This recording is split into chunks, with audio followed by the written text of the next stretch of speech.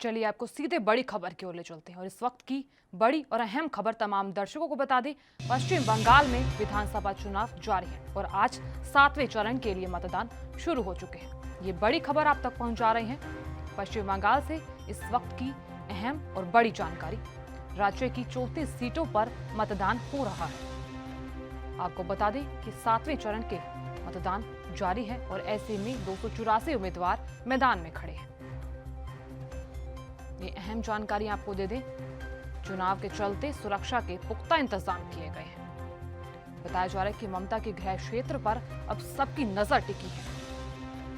पश्चिम बंगाल से अहम और महत्वपूर्ण जानकारी। बंगाल विधानसभा चुनाव 2021 के तहत 7वें चरण के लिए मतदान शुरू हो चुका है।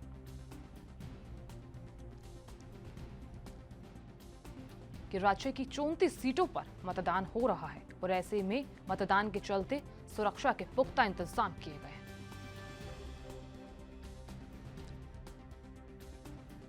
मनीष तिवारी हमारे साथ जुड़ रहे हैं। मनीष, लगातार जैसा कि आप जानते हैं कि पश्चिम बंगाल में 7वें चरण के मतदान शुरू हो चुके हैं। ऐसे में बताया जा रहा है कि ममता के गृह क्षेत्र पर सबकी नजर टिकी है। फिलहाल क्या कुछ जानकारी सामने आ रही है? बिल्कुल साधना जी, आपको बता दें कि देश में जो है कोरोना वायरस के संकट के बीच जो है ये चुनाव चल रहा है। आज ये 7वें चरण की वोटिंग शुरू हो गई है। इस चरण में बता दें कि 34 विधानसभा सीटों पर वोट डाले जा रहे हैं। 34 विधानसभा क्षेत्रों में कुल 86,78,221 मतदाता हैं, जो कि 284 उम्मीदवारों की किस्मत का जो है फैसला करेंगे। इनमें से आपको बता दें 40 लाख से ऊपर जो है पुरुष मतदाता हैं और 42 लाख से ऊपर जो है महिलाएं शामिल हैं। ये जो वोटिंग हो रही है मालदा, कोलकाता दक्षिण और मुर्शिदाबाद, पश्चिम बर्धमान और दक्षिण दिनाजपुर में ये मतदान हो रहा है। इस दौरान ये बता दें कि ये मतदान जो है 6:30 बजे तक होगा, जो अभी 7 बजे शुरू हुआ है। मुर्शिदाबाद और पश्चिम बर्धमान जिलों के 9 और दक्षिण दिनाजपुर और मालदा जिलों के 6 और कोलकाता दक्षिण के 4 विधानसभा क्षेत्रों में ये वोटिंग हो रही है।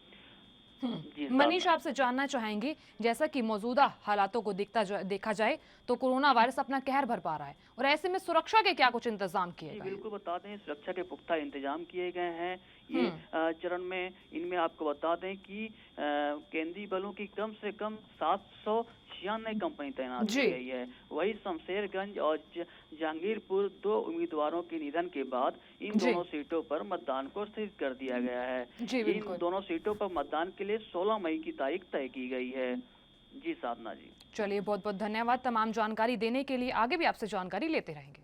देश दुनिया की खबरों के लिए ANB न्यूज को सब्सक्राइब करें और बेल आइकन दबाएं।